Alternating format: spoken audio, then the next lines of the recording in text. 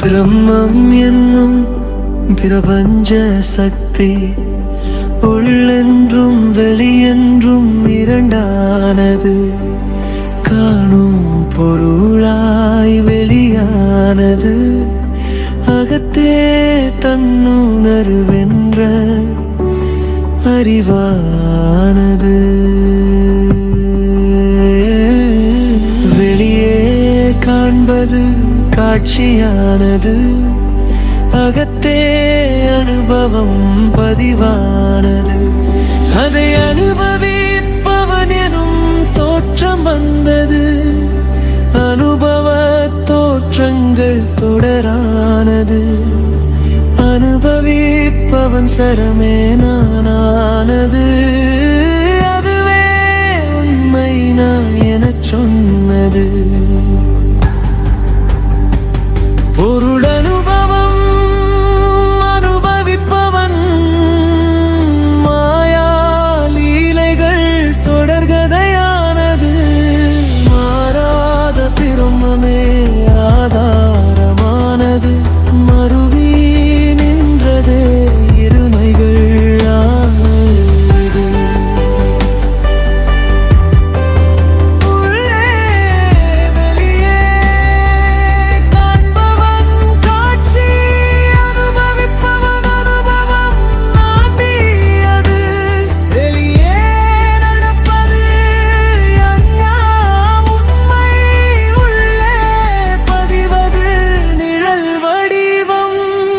பொய்யான தொடரான அனுபவிப்பவன் நான் என்றுதான் தோன்றி ஆட்டமிட்டான். காட்சிகள் மாறும் கணம் தோறும், காண்பவன் சேரும் நானாகும். நானல்ல உண்மை, நான் நிழல் தோற்றமே, தன்னுணர்வின் அறிவே நிஜனா.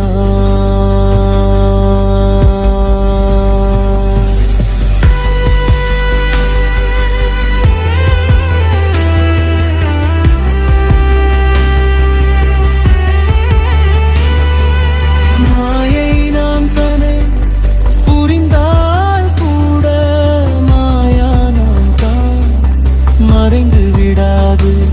கயிறோ பாம்போ கானல் நீரோ, அனுபவம் சேர்ந்த நிழல் நானோ. மாயையை எதிர்த்து சண்டையிடாது. வருவது போவது விட்டு விட்டா. காட்சி அனுபவம் அனுபவிப்பவனில் அனுபவிப்பவன் தொடர் பலமிழப்பான். நான் இல்லாமல் வாழ்க்கையில்லை, நான் வந்து போகட்டும் தேக்கமில்லை. உள்ளே வெளியே அகம் புறம், பிரபஞ்சம் பிரிந்தது மாயையே. அகத்தே வரும் போகும் சும்மா இரு, புறத்தே உலகத்தில் செயலாடிடு. பகவத் ஞானம் மிக எளிது, புரிந்தால் போதும் விடுதலை ஏதிது.